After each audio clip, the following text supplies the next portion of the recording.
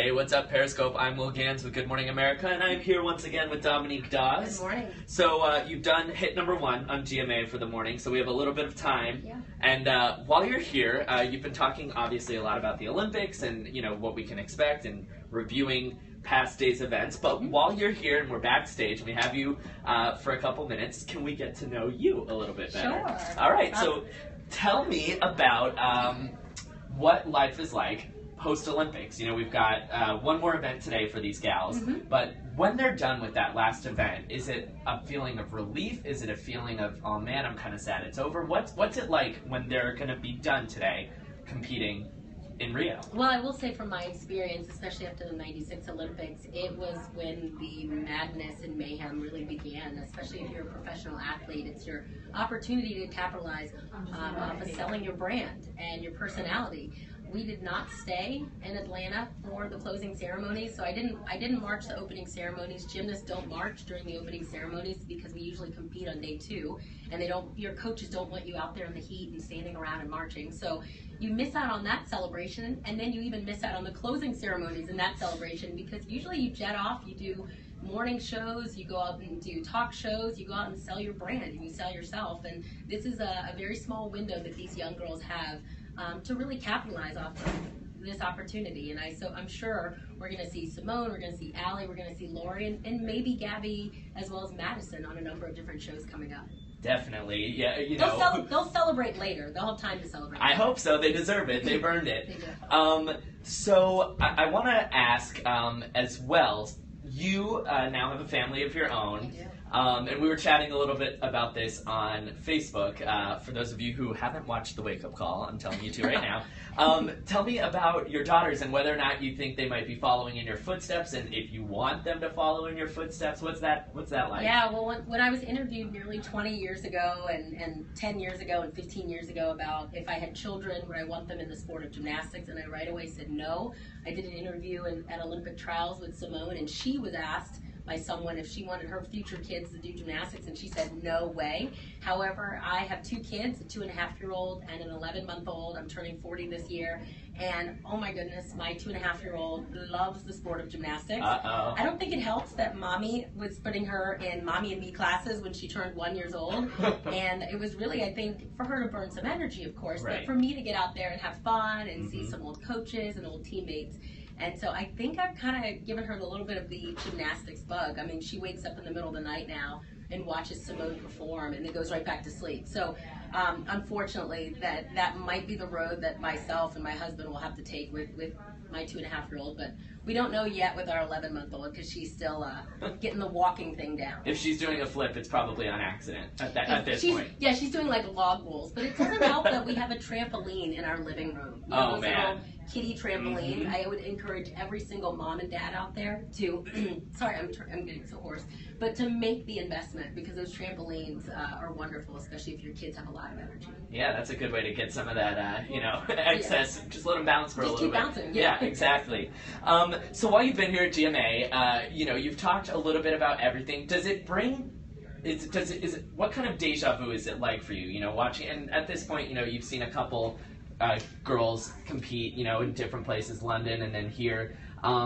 Does it take you back? Does it make you miss it? Are you glad to be on the other side of it at this point? What's it like watching these girls? I have not at one time wished I had a leotard on or wished I was out there on the Olympic stage again. I love the fact that these girls are great ambassadors for the sport. They're doing a phenomenal job. I'm proud of each and every one of them. It does take me back and make me reminisce about the 96 Olympics, a little bit about the 92 Olympics and the 2000 Olympics, but I have truly closed that chapter in my life. And I think being a wife, I think being a mother of 2 young girls has allowed me to do that. Back in the day when I was not married and I didn't have kids and I would watch the Olympics, I felt a little sad because I felt as if my identity was still wrapped up in being an Olympic gymnast, and I felt as if, oh, maybe I'll come back for that 4th Olympics, or like the gymnast that went for a 7th Olympics, no. And next round, she's gonna show up with a walker, exactly. How is that? And I'll be there with her, yeah, it's just not good. And so I used to always want to make that comeback because I didn't feel complete, and I truly believe that settling down and being clear on who I am, and my identity is not wrapped up in just being an Olympic gymnast anymore, but now I'm a wife, I'm a mother, which is the most important vocation I truly believe in this world, that I can watch these girls and truly see them as my kids now, as a mother. You know, I'm like, oh, Simone, I'm so proud of her. Like, she could be my little Kateri or my little Quinn, you know, is going to look up to her, or look up to Lori Hernandez. And so during these games, I've just been like a proud mom watching them.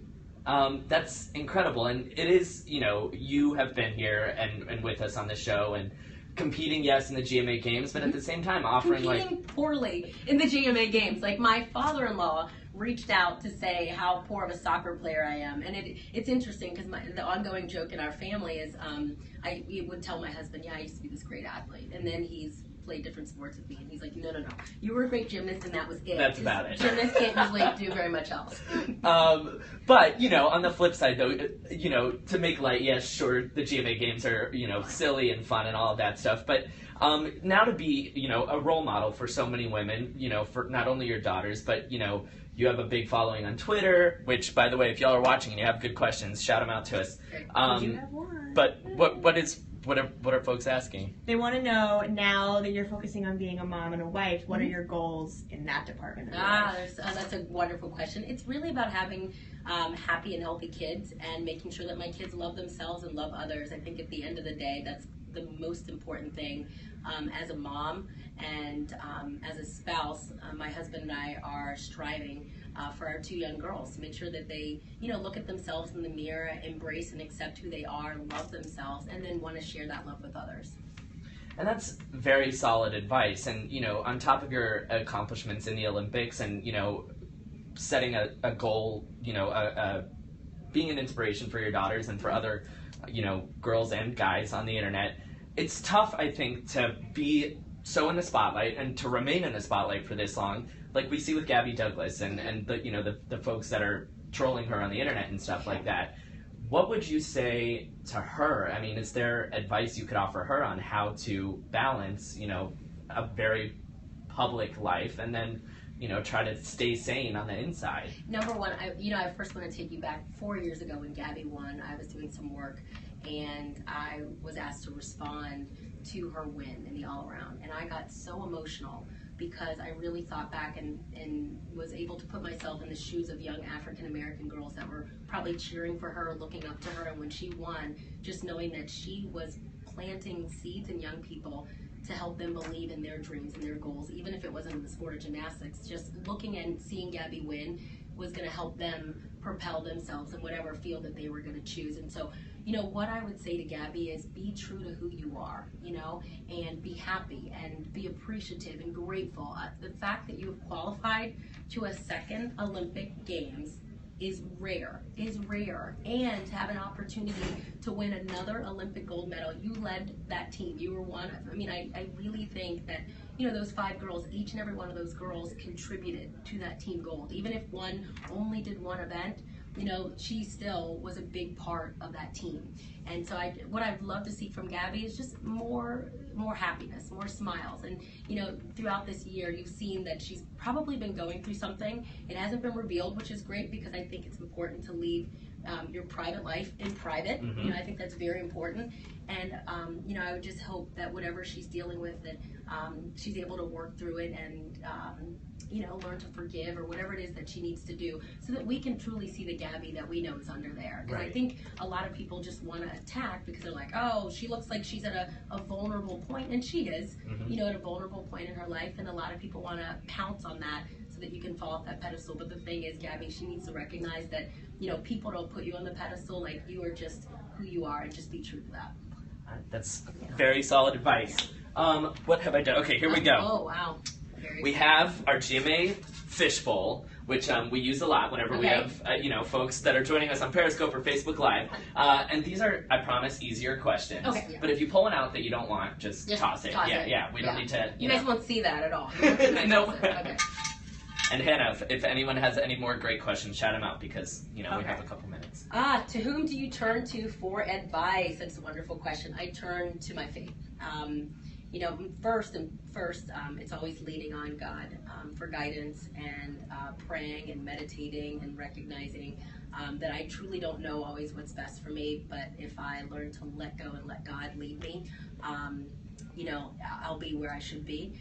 But then second, I would say it is my husband, who is my complete opposite.